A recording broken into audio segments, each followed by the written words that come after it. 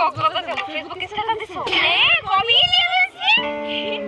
1 ঘন্টা বাস যাত্রায় জেমে গদ গদ করে বমি করে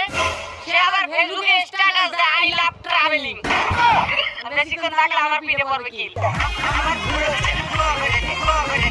আদর্শ স্বামী তো সেই যে নিজের বউর কষ্ট দেখে আরেকটা বউ নিয়ে আসে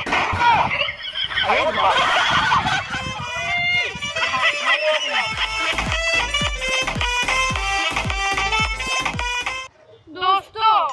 আমার না তোর মতো মোটা হতে ইচ্ছা করে আচ্ছা তুই কেমনে মোটা হইছস সকালবেলা ঘুম দিয়ে উঠে পান্তা ভাত মাখিয়ে খাবি ও আচ্ছা মেয়েদের শরীরে 3 ভাগের 1 ভাগ থাকে মাংস আর বাকি সব ঢঙে ভরা